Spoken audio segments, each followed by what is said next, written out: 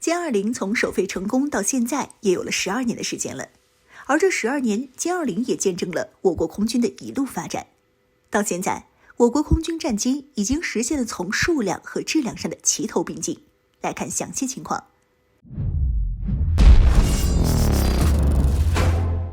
Hello， 各位老铁，大家好，欢迎收看本期密财股，我是虎妞。2011年的1月11日，对我国空军来说是一个十分重要的日子。在这天，我国的第一款也是目前唯一一款5代机歼20成功完成首飞。不过首飞成功后，我国还是经过了数年的努力，才让这款战机正式服役。在首飞成功后，我国制造了多架原型机进行测试，并根据测试结果进行不断的改进。在2016年年初，量产型的歼20完成首飞，并在年底的珠海航展上组成了歼20双机编队，进行飞行动作展示。在2017年正式进入解放军空军服役。从首飞到服役，再到现在，已经过去了12年。在这12年间，歼20也算是见证了我国空军在一路上的发展。这款战机刚服役的时候，由于我国的发动机技术落后，因此像歼20这种先进战机需要的发动机全部依靠对俄罗斯的进口，而俄罗斯的发动机产量就那么多，因此给我们的发动机数量就很少，这就导致歼20的数量也跟着不多。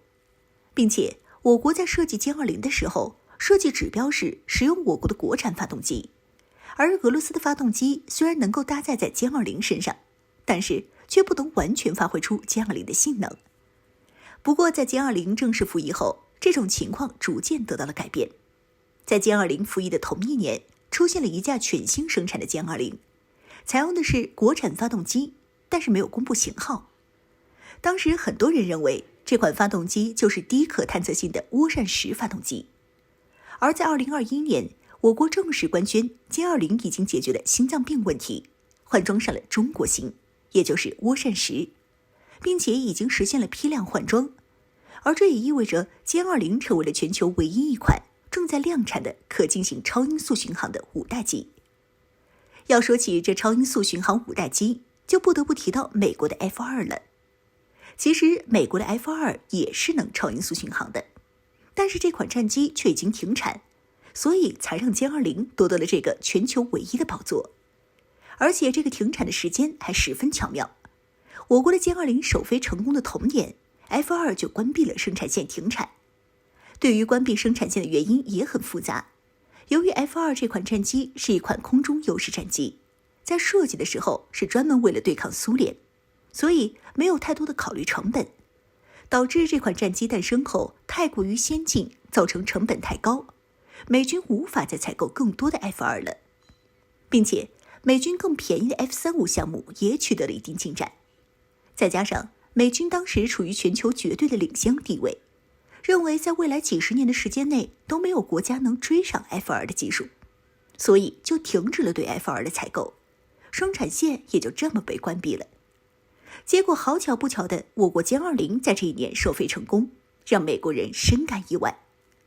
歼20在正式服役之后的几年，可以说是实现了数量质量的齐头并进，不但换装上了国产的发动机，能够超音速巡航，产能也在飞速提升。前段时间歼20的娘家成飞集团更是成立了5个新的接装团队，显然是专门为歼20服务的。自从歼20采用了脉动生产线之后，产能得到大幅提升，原有的接装团队已经忙不过来了，再不增加接装团队，生产出来的歼20就没人接装了。再加上珠海航展上出现了2架全新编号的歼20，这代表这批新批次的歼20产能可能已经来到了70架。此前5大战区就已经全部换装歼20，东部战区更是换装了2个歼20旅，那歼20的数量就达到了150架。现在再加上这批新批次的歼20，总数很可能已经来到了200。与此同时，歼20的完全体涡扇15发动机也有明确消息说已经实现了首飞，而一旦换装上了涡扇15的歼20，在性能上将会全面超越美军的 F2 战机。另外，央视还公布了双座版歼20的画面，